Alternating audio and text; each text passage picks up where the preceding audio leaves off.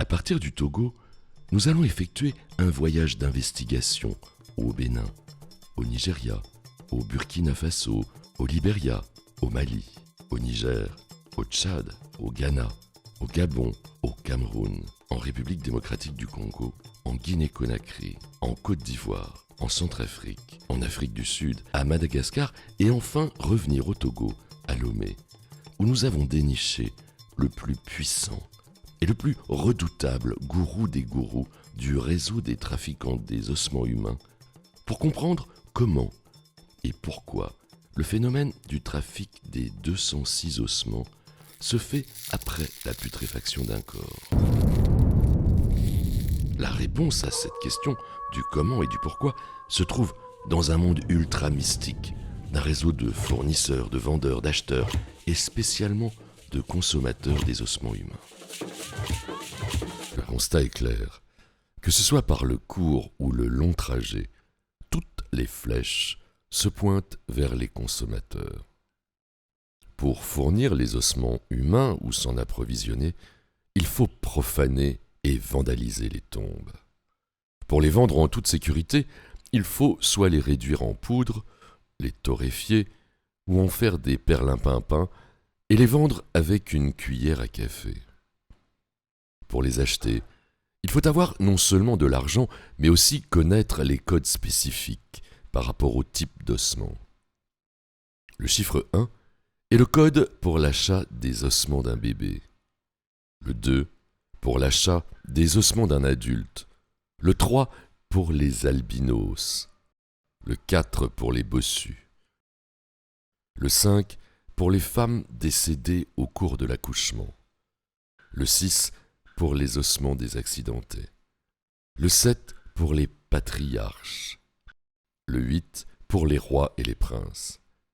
Le 9 pour un os issu d'une personne vivante. Mais le mystère mathématique du code est que 1 plus 1 plus 1 plus 1 plus 1 plus 1 plus 1 égale à 1. Autrement dit, chacun des chiffres représentant le code additionné 7 fois est égal au chiffre. 9 plus 9 plus 9 plus 9 plus 9 plus 9 plus 9 égale à 9.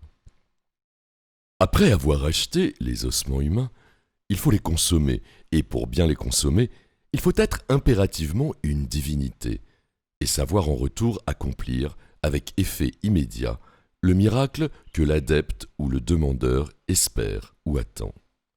Ces divinités, qui entre-temps exigeaient du sang humain, aujourd'hui se contentent des os et des ossements humains à cause de la loi du législateur. Et ces dites divinités en Afrique noire sont au nombre de 356, d'après les recherches de l'historien français Robert Cornevin, spécialiste en histoire religieuse de l'Afrique. Au-delà de rechercher le pouvoir politique, religieux et spirituel, le fer de lance de l'activité du trafic des ossements humains reste l'argent. Et selon un tableau de commercialisation fourni par le gourou des gourous du réseau, il y a 9 types d'ossements avec 9 codes différents pour les acheter.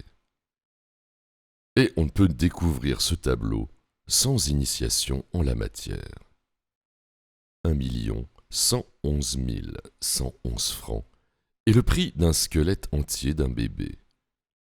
Son prix de cuillère à café est de 11 111 francs CFA. Entre le 1 et le 9, nous avons les prix des ossements entiers d'un adulte, d'un albinos, d'un bossu, d'une femme enceinte, d'un accidenté, d'un patriarche et d'un roi. Et enfin, pour le 9, c'est le danger.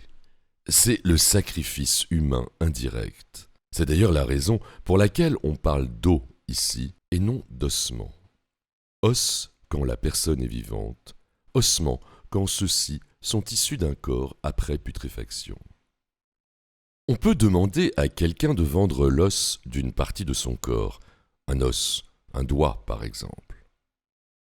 Ou vendre un bras, un orteil, ou une partie renfermant un petit morceau d'os qu'on peut sacrifier à une divinité. Aussi petit soit-il, le prix de cet os est 9 999 999 francs CFA.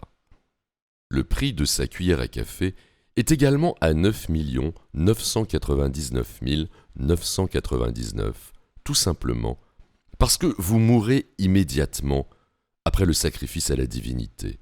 Autrement dit, c'est le prix actuel d'un sacrifice humain à une divinité. Et c'est le prix le plus cher dans le trafic des ossements humains.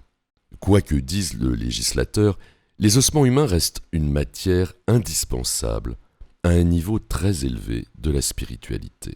Même l'Église catholique en fait usage. L'exploitation des ossements humains à des fins mystiques et rituelles ont été évoqués même dans la Bible 23 fois. S'il en est ainsi, la question est de savoir si une loi peut faire disparaître les divinités en les empêchant de consommer les ossements humains.